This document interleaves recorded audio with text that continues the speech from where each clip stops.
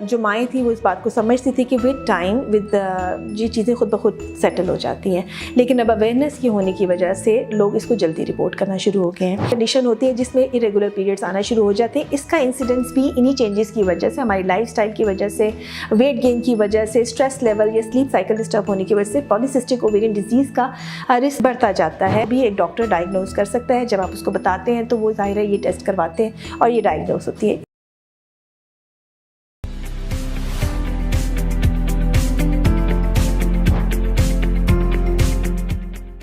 अस्सलाम वालेकुम जी, मेरा नाम डॉक्टर साइना ज़की है। आज हम बात करेंगे कि ये इर्रेगुलर पीरियड्स का मसला हमारे टीन्स में या हमारी यंग जो बच्चियां हैं उनमें बहुत ज़्यादा तेज़ी से बढ़ता जा रहा है।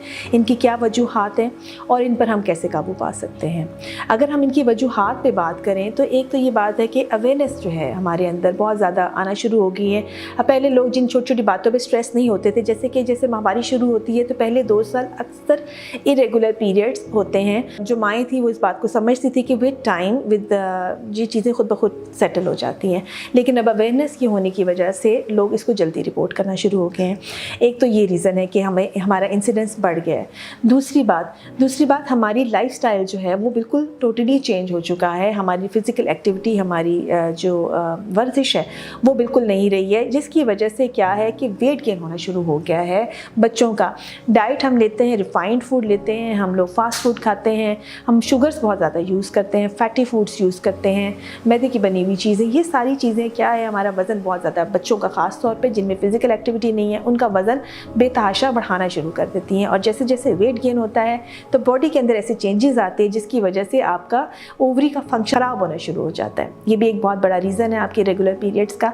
इसके अलावा अगला वेट में बहुत ज़्यादा चेंजेस होगी। अभी हमने ओवर ईटिंग की बात की, लेकिन समटाइम्स कुछ बच्चे ऐसे होते हैं जो बिल्कुल ही नहीं खाते हैं या एकदम ड्रास्टिकली वज़न को बढ़ा लेते हैं या वज़न को कम कर लेते हैं। अगर ऐसी चीज़ है तो भी पीरियड्स इरेगुलर हो जाते हैं। उसके अलावा स्ट्रेस है, एंग्जाइटी है जो बच्चों में पढ़ाई की वजह से आ सकती है। अपनी बॉडी चेंजेस को लेके, चूँकि आपकी ट्रांजिशन हो रही होती है, बचपन से आप उसमें यूथ में एंटर हो रहे होते हैं, तो उसकी वजह से जो चेंजेस आ रहे होते हैं उसको लेके बच्चे बाज़ अपने पेरेंट्स की वजह से अपनी ज़ाहिर चेंजेस हैं उसको लेकर बहुत ज़्यादा वरीड होते हैं, या अपनी पढ़ाई को लेकर बहुत ज़्यादा स्ट्रेस्ड है, या कंपैरिजन्स में आकर बहुत ज़्यादा स्ट्रेसफुल, या हमारे जो क्राइटेरियाज बन चुके हैं स्मार्टनेस के उसको लेकर समटाइम्स बहुत ज़्यादा स्ट्रेस्ड होते हैं, एंग्शियस होते हैं। तो ये भी एक रीज़न है कि हमारे एंग्जाइटी लेवल्स बढ़ने की वजह से भी पीरियड्स इरेगुलर होना शुरू हो जाते हैं। इसके अलावा हमारे स्लीप साइकिल डिस्टर्ब हो चुके हैं, हम रातों को जागते हैं, हम दिन को सोते हैं। ये भी हमारे जो हार्मोन्स रिलीज़ हो रहे होते हैं उनको बुरी तरह से अफेक्ट कर रहा होता है। सो ये सारी चेंजेस एक रीज़न है कि जिसकी वजह से इरेगुलर पीरियड्स बढ़ जाते हैं। ये तो मैंने वो बातें की हैं जो हम जनरली करते हैं। इसके अलावा अगर हम मेडिकल कंडीशंस पे आएँ तो जो रीज़न है इसका, उसमें पॉलीसिस्टिक ओवेरियन डिजीज़, जिसको पीकॉस भी लोग आम ज़बान में कह रहे होते हैं, लेकिन पीसीओ उसकी बात करेंगे कि उसमें ये कंडीशन होती है जिसमें इरेगुलर पीरियड्स आना शुरू हो जाते हैं। इसका इंसिडेंस भी इन्हीं चेंजेस की वजह से, हमारी लाइफस्टाइल की वजह से, वेट गेन की वजह से, स्ट्रेस लेवल या स्लीप साइकिल डिस्टर्ब होने की वजह से पॉलीसिस्टिक ओवेरियन डिजीज़ का रिस्क बढ़ता जाता है। और इसके अलावा इसके कुछ जेनेटिक फैक्टर्स भी होते हैं, ये फैमिलीज़ में भी रन करता है। सो ये ओनली रीज़न नहीं है। हाँ, जिनमें ये ऑलरेडी जो एट रिस्क होते हैं बच्चे, जिनमें जेनेटिकली ये रन कर रहा होता है, उनमें अगर ये आपके बाहर वाले फैक्टर्स जिनकी मैंने अभी बात की है वो भी आ जाए, यानी दोनों फैक्टर्स इकट्ठे हो जाए कि जेनेटिक तो ऑलरेडी उसमें रिस्क था ही था, लेकिन अब उसका वज़न भी बढ़ गया, तो जाहिर है उसमें फिर बहुत जल्दी पीसीओ के सिम्टम्स जो हैं वो नज़र आना शुरू हो जाते हैं और बहुत ज़्यादा नज़र आना शुरू हो जाते हैं। उसकी वजह आपकी हार्मोन्स की ख़राबी है और इंसुलिन रेजिस्टेंस का बढ़ना, बिकॉज फैट जो होती है जितनी भी बॉडी में जमा होती है वो फर्दर इसको इंसुलिन रेजिस्टेंस को बढ़ा देती है। इसके अलावा जो दो और कंडीशंस हो सकती हैं, उनमें दूसरी जो कॉमन कंडीशंस हैं उसमें थायराइड के प्रॉब्लम्स हो सकते हैं, गिलट की प्रॉब्लम जिसे होती है, थायराइड की कमी है या ज़्यादती है। दोनों सूरत हाल में बच्चों को पीरियड्स की प्रॉब्लम आना शुरू हो जाती है। वो भी एक डॉक्टर डायग्नोज कर सकता है। जब आप उसको बताते हैं तो वो ज़ाहिर है ये टेस्ट करवाते हैं और ये डायग्नोज होती है।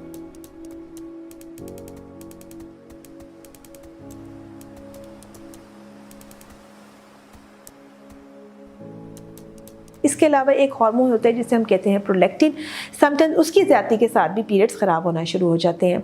अब पीरियड की ख़राबी ज़रूरी नहीं है कि ये पीरियड नहीं आ रहे हैं या बहुत देर बाद आ रहे हैं तो यही ख़राबी है। कुछ बच्चों में बहुत ज़्यादा आते हैं, बार बार आते हैं और हैवी आते हैं, जिसकी वजह से वो एनीमिया का शिकार हो जाते हैं, खून की कमी का शिकार होते हैं। तो ये चीज़ भी हमने इसमें देखनी है।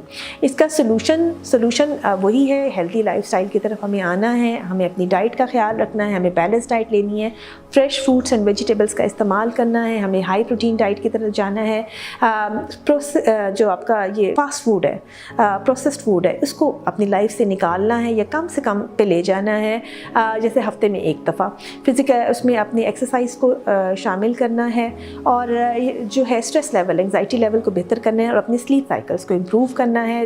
रात सोने के लिए बनाई गई है, रात को सोना और सुबह अर्ली जागना सेहत के लिए बेहतर है, और स्पेशली इन बच्चों में जिनमें हार्मोन डिस्टर्ब होते हैं, इनमें इसका बड़ा पॉजिटिव इफेक्ट देखा गया है। अगर हम इन चीज़ों का ख्याल रखेंगे, या तो बच्चियों में ये प्रॉब्लम डेवलप नहीं होगी, और अगर इनमें ये डेवलप हो गई है तो वो इससे रिकवरी में हेल्प होगी। चीज़ों के अलावा जो चीज़ इंपॉर्टेंट है वो है कि डॉक्टर की एडवाइस के मुताबिक आपने, अगर वो आपको हार्मोन्स प्रिस्क्राइब कर रहा है तो हार्मोन्स लेने से मत घबराइए। कुछ हार्मोनल टैबलेट्स होती हैं जो आपके साइकिल को रेगुलेट कर लेती हैं, स्पेशली उन बच्चियों में जिनमें साइकिल हैवी है और बार बार आ रहा है, ताकि उनमें खून की कमी ना हो। जो इंसुलिन रेजिस्टेंस को कम करने वाली मेडिकेशंस होती हैं वो भी दी जाती हैं। इसके अलावा कुछ साशेज़ है, कुछ सप्लीमेंट्स भी दिए जाते हैं। ये सारी चीज़ें आपके हार्मोन्स को रेगुलेट करने के लिए दी जाती है। अपना बहुत सा ख्याल रखिएगा। शुक्रिया।